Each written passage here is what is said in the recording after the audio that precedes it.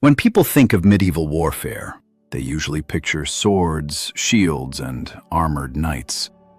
But not every effective weapon of the Middle Ages looked impressive or even practical. Some seemed too crude, too awkward, or too unusual to survive real combat. And yet, they proved themselves on actual battlefields across medieval Europe. In this video, we're looking at 8 medieval weapons that shouldn't have worked, but somehow did. Number 1. War scythe. A normal farming scythe should have been a terrible battlefield weapon, and honestly, the unmodified farm version usually was. The reason the war scythe worked is that people changed the geometry. Instead of keeping the blade in that sideways harvesting position, they re-hafted it in line with the shaft and reinforced the joint. That turned a crop-cutting tool into a real polearm that could thrust forward and chop with reach. It still was not as refined as a purpose-built halberd, and that is exactly the point. In late medieval Europe, especially in uprisings, militias, and improvised armies, the question was often not what weapon was best in theory. The real question was what weapon could be produced fast, in large numbers, and put serious reach into the hands of men who were not full-time professionals. Once the blade was reset in line with the pole, the whole idea stopped looking ridiculous. It became a long, aggressive weapon that could threaten advancing infantry and also serve as a defensive answer to cavalry. That is why the war scythe matters. It was a weapon of urgency, but not a useless one.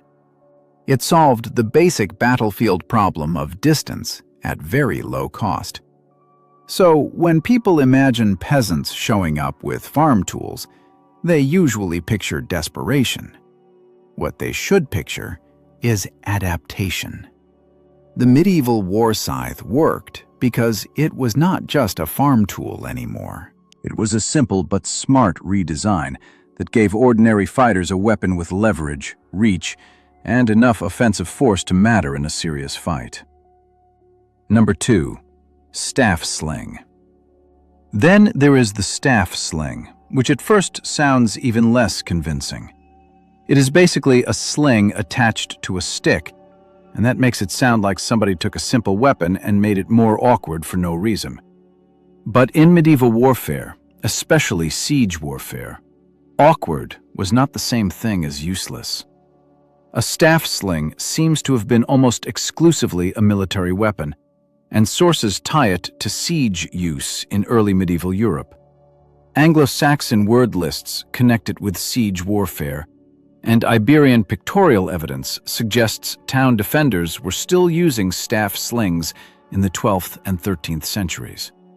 More broadly, slings stayed in European armies until the 16th century, and they were even used to throw burning material and grenades. That tells you exactly why the staff sling survived.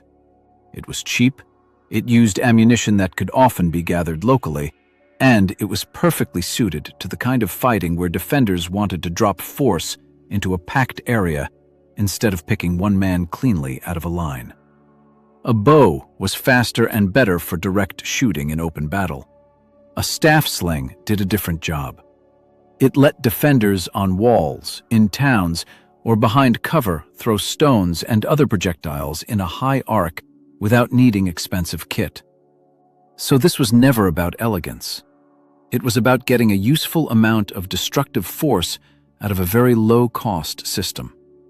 That is why the staff sling should not be judged as a failed bow.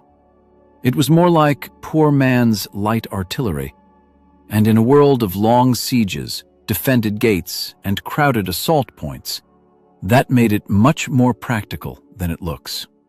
Number 3. Hussite flail. The Hussite flail is one of the best examples of how modern imagination gets medieval weapons wrong. The famous image people usually have in mind is a fantasy flail with a chain and a spiked ball, but historians are very cautious about that image.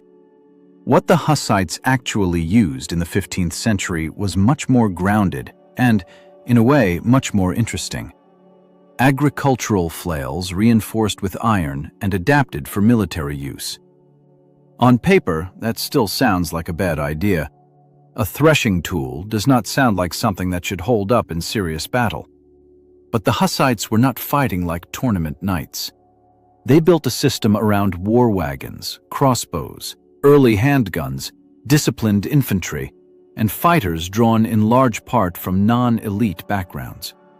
In that setting, a reinforced flail made more sense than it first appears. The men using it already understood the basic motion, because the tool came straight from agricultural life. In tight, violent counterattacks from wagon positions or in close infantry clashes, a hinged striking weapon could be very awkward to read and harder to deal with cleanly than a rigid club. That does not mean it was the perfect weapon. Even modern scholarship stresses that Hussite flails were used out of necessity, not because they were the ideal technical answer to warfare. And that is exactly why they belong on this list. They worked not because they were universally superior, but because they fit one very specific military ecosystem. The Hussites took a weapon that looked improvised, paired it with tactics that protected its weaknesses, and turned it into something feared enough to become one of the clearest symbols of their wars. Number 4. Falchion. A falchion can look less like a knight's sword and more like a heavy knife, a cleaver, or something that belongs in a butcher's hand. That visual first impression is exactly why it works so well for this topic. It seems too crude to be a serious battlefield weapon, especially in a culture that is usually represented by elegant, straight swords. But medieval Europe was not choosing weapons for appearance, it was choosing them for effect.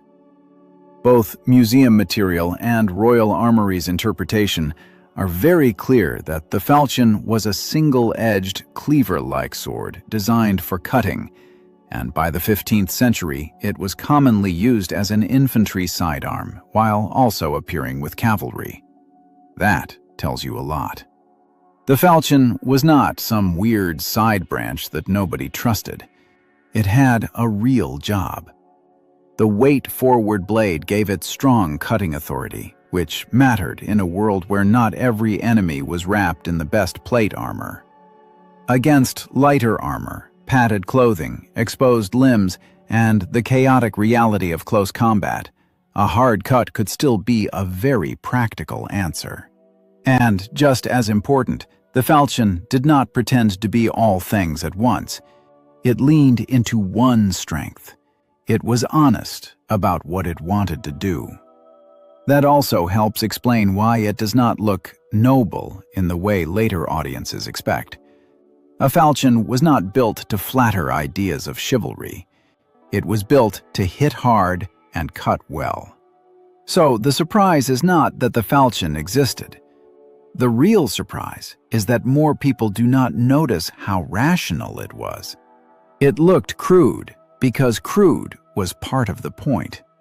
In the right hands, that butcher's knife profile was exactly what made it effective. Number 5.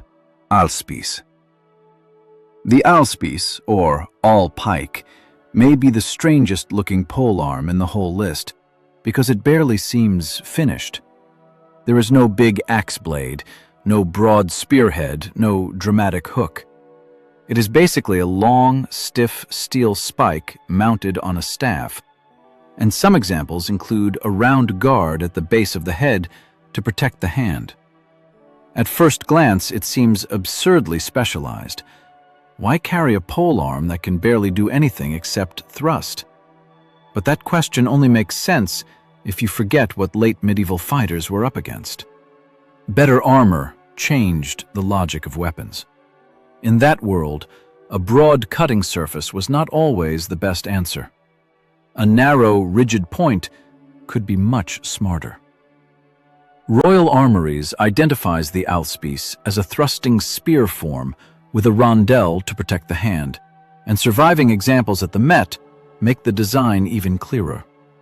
Some have heads over 30 inches long, and one German example from around 1480 has a head 46 inches long. That is not decorative excess. That is a design screaming its purpose. The ahlspiess was about reach, stiffness, and driving force into a very narrow line. It was not trying to chop through armor. It was trying to exploit openings, pressure weak points, and make committed thrusting more dangerous. The hand-protecting rondelle also shows that the user was expected to push in with control rather than just poke from a distance. So this was not a half-made weapon. It was a deliberately stripped-down one. In the age of better armor, that kind of focus could be a real advantage.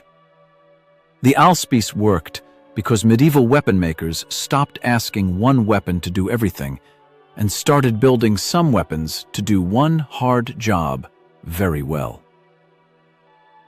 Number 6. Lucerne hammer. The Lucerne hammer looks overbuilt in a way that almost seems impractical. You have a hammering surface, a rear beak, and a top spike on a long shaft, which makes it seem like several different weapons fused together. But once you stop looking at it as a shape and start looking at it as an answer to a battlefield problem, it suddenly makes a lot of sense.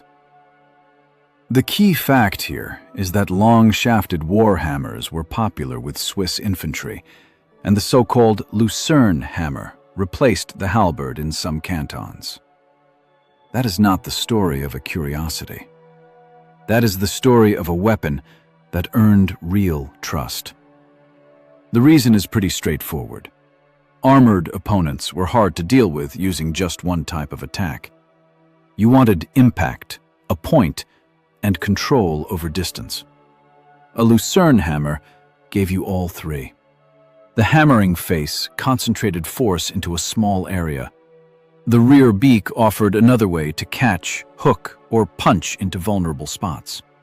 The top spike preserved the straight thrust that made long staff weapons so valuable in formation fighting. So, instead of choosing between a hammer and a spear, infantry could carry something that blended the logic of both. That is why it was so effective. It did not sacrifice reach in order to become an anti-armor tool. It stayed a proper polearm while becoming much more specialized against protected enemies. That is also why it looks so strange to modern eyes. Most people expect medieval weapons to be either simple or symbolic. The Lucerne hammer is neither. It is pure battlefield engineering, built by soldiers who understood that once armor improved, the old, clean categories of axe, spear, and hammer were no longer enough on their own. Number 7. Lead maul. A lead maul sounds like a workman's tool that somehow ended up on the battlefield by mistake. That first impression is exactly what makes it such a strong fit here, because archaeological evidence shows these weapons were real, used, and effective enough to matter.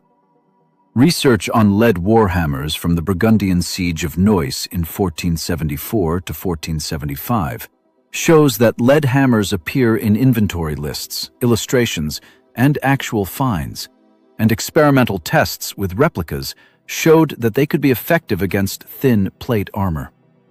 The same study also notes that leaden mallets made for driving archers' stakes are said to have been used as weapons at Agincourt, and it quotes a later 16th century description of archers carrying a lead maul with an iron spike mounted on a 5-foot staff. Once you put those pieces together, the weapon stops looking silly. It starts looking practical. Archers and common infantry were not always in a position to carry one perfect tool for one perfect purpose. A dense lead-headed maul already had an obvious non-combat use on the field if stakes were involved, and once a battle collapsed into close-range chaos, that same tool could become a brutal striking weapon. Lead is softer than steel, but it is heavy, cheap, and easy to cast in quantity.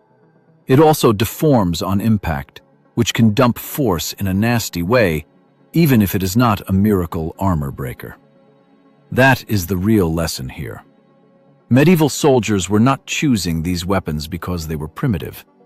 They were choosing them because they were adaptable, affordable, and useful in the exact kind of ugly, close fighting that decided so many battles once formations broke apart. Number 8. Dane axe. The Dane axe might be the clearest example of a weapon that looked like it came with a built-in flaw. It was huge. It needed 2 hands, and according to Royal Armoury's material, it could be taller than its user. That meant the fighter could not keep a shield in front the way a spear and shield warrior could. In fact, the same source points out that the shield would be carried on the back, which gave protection from behind while leaving the front more exposed. On paper, that sounds like a terrible trade.